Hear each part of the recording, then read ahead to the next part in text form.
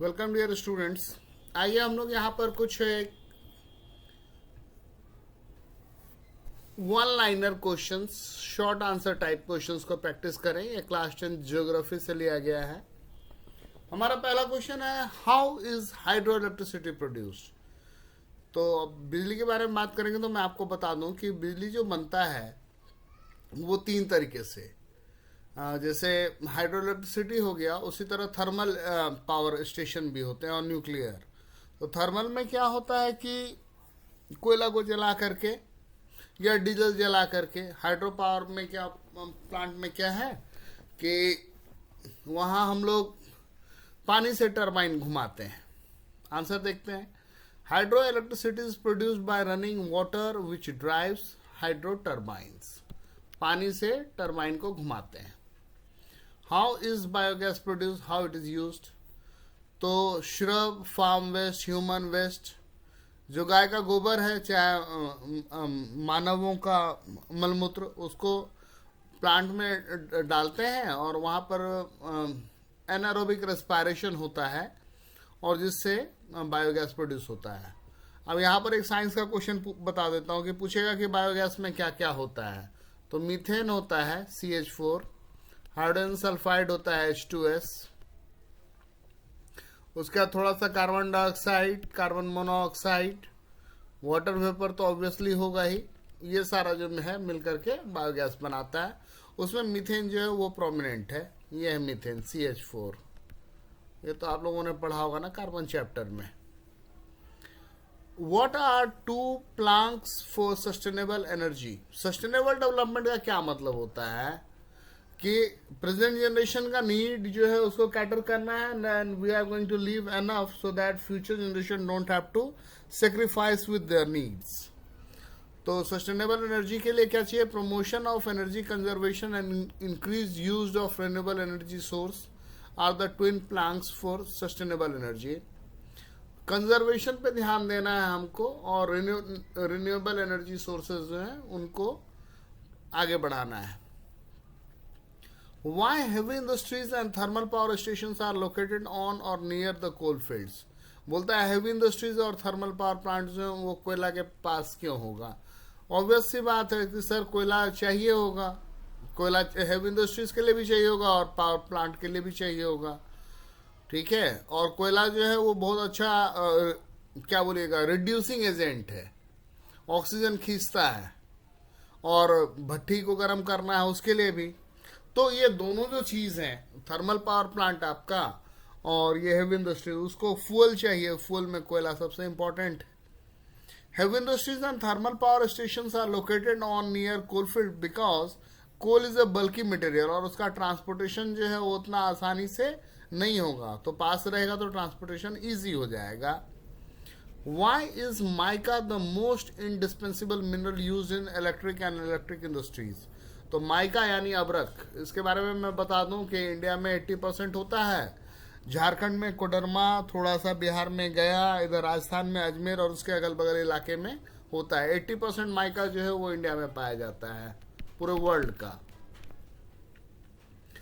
तो माइका का सबसे बड़ा क्या खासियत है कि वो करंट के लिए रेजिस्टेंस होता है और बहुत ज़्यादा हीट को बर्दाश्त कर सकता है। तो जैसे इलेक्ट्रिक आयरन है तो उसमें जो कॉइल लगा हुआ है ना वो माइका के शीट के बीच में होता है ताकि करंट ना लगे। और एरोप्लेन का जो बॉडी बनाते हैं उसमें भी उसको यूज करते हैं क्योंकि वजन में भी बहुत हल्का है।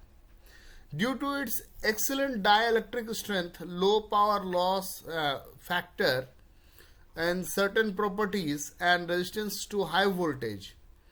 हाई वोल्टेज के लिए रेजिस्टेंस है, हीट बर्दाश्त कर सकता है। Mica is the most indispensable mineral used in electric and electronic industries. Which are the reason for location of maximum jute mills in the West Bengal, mainly along the banks of Hooghly River NE4? तो Hooghly river के किनारे jute mill क्यों है? तो सबसे पहले तो temperature अच्छा है, क्लाइमेटिक फैक्टर्स हैं, जूट प्रोड्यूसिंग एरिया का प्रॉक्सिमिटी है, नेटवर्क ऑफ रेलवे वाटरवेज है और चीप लेबर भी। और जूट को जो होता है ना उसके साथ उसको इसकी रेटिंग करनी होती है। जूट का पौधा आपने देखा होगा, तो जो जब तैयार हो जाता है ना तो उसको काट करके पानी में डालते हैं। जब वो थोड़ा सा सड़ेगा ना तब उसका छिलका निकलता है, फिर उसको धोते हैं और तब जाकर के जूट का फाइबर बनता है, और जो ये बोरा बनता है या जीन्स, उसमें इसका यूज होता है। When was National Jute Policy formulated and what was its objective? In 2005, National Jute Policy was formulated with the objective of increasing productivity, improving quality. हर जगह पे जो है वो इसका गोडाउन बना हुआ है, आप उपजाइए, उपजा करके लेकर के जाइए, वो उसका क्वालिटी डिसाइड करेगा और आपको प्राइस दे देगा तौल करके कि भाई इतना हुआ, आप पैसे ले लो। और इंश्योरेंस भी कराता है जूट फार्मर्स का। और इस तरीके से क्या होता है, इन्हांस होता है yield per hectare.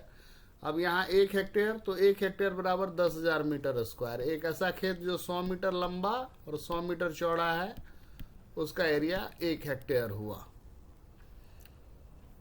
Which states are important destination for foreign tourist in India? तो फॉरेन टूरिस्ट जो आएंगे तो सबसे पहले तो दिल्ली, जयपुर, राजस्थान। उसके अलावा अगर साउथ में जाएंगे तो बहुत सारी जगह हैं, और इधर अगर मतलब उन्हें ठंड चाहिए तो JNK चले जाइए, और इधर हिमाचल चले जाइए, बहुत जगह है घूमने के लिए। Rajasthan, Goa, JNK and temple towns of south India are important destination of foreign tourist in India. Describe the object of प्रधानमंत्री ग्रामीण सड़क योजना। अभी इसमें बहुत काम हुआ है, बहुत सारे रोड बने हैं, चाहे वो मतलब गोल्डन क्वाड्रिलैटरल बोलिए, नेशनल हाईवे बोलिए, स्टेट हाईवे बोलिए, या रूरल रोड बोलिए, उसमें इसके तहत बहुत काम हुआ है।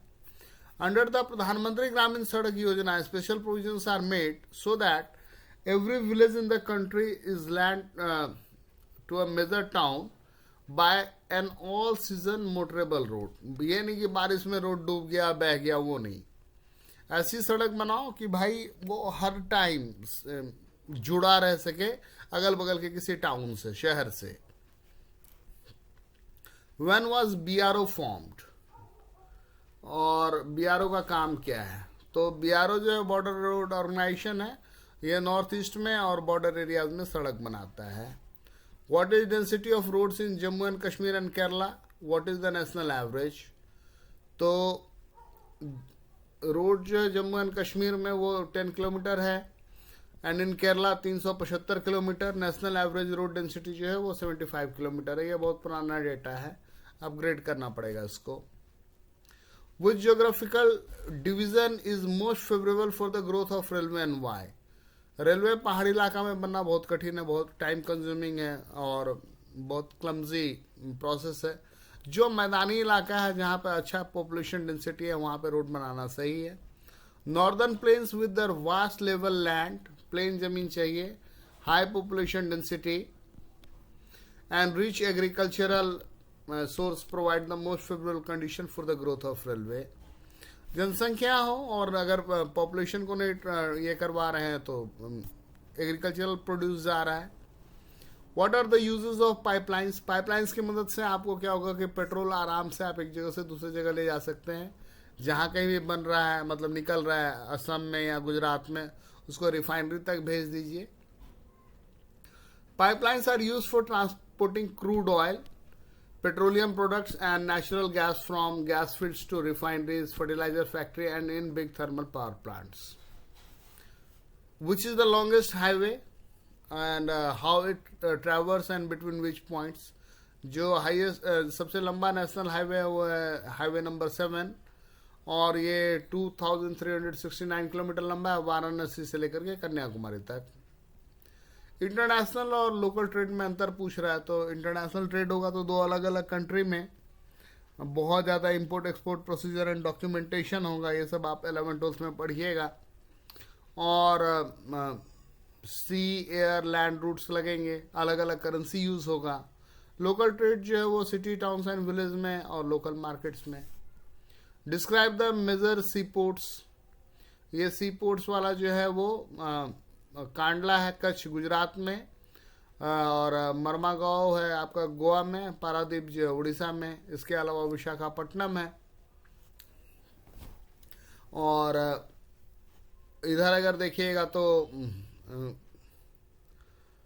केरला में तिरुवनंतपुरम है और चेन्नई है। Describe the air transport of India. In India air transport was nationalise in 1953। Domestic air services हैं और इंटरनेशनल एयर सर्विसेज हैं। short note on how to reach as a trade has flourished in India. How tourism as a trade has flourished in India. तो tourism का बहुत scope है. आते हैं India से भी बाहर जाते हैं और बाहर से भी लोग आते हैं. और आज की डेट में मेडिकल टूरिज्म का एक बहुत बड़ा ये चला हुआ है कि लोग आते हैं यहाँ इलाज कराने के लिए. Over 2.6 million foreign tourists visit India every year. Over 15 million people are directly employed in the tourism industry in the country. Write a short note on the networks in India. Telecom network है, STD subscriber trunk dialing है, ISD calls लगा सकते हैं आप. What is the position of India in the production of films? तो अगर films की बात करें तो हम लोग लार्जेस्ट प्रोड्यूसर है फीचर फिल्म का. अलग अलग टाइप के फिल्म बनते हैं. शॉर्ट फिल्म है, वीडियो फीचर फिल्म है और डॉक्यूमेंट्रीज हैं. और आज के डेट में तो एक नया ट्रेंड चल पड़ा है वेब सीरीज का. सेंट्रल बोर्ड और फिल्म सर्टिफिकेशन जो है वो देती है कि फिल्म जो है उसको सर्टिफिकेट देती है और तभी वो फिल्म चलता है. तो इस तरीके से ये था हमारा. Thank you. बने रहिए हमारे साथ, सीखते रहिए. अब तो पेपर आ गए हैं, समय बहुत कम है.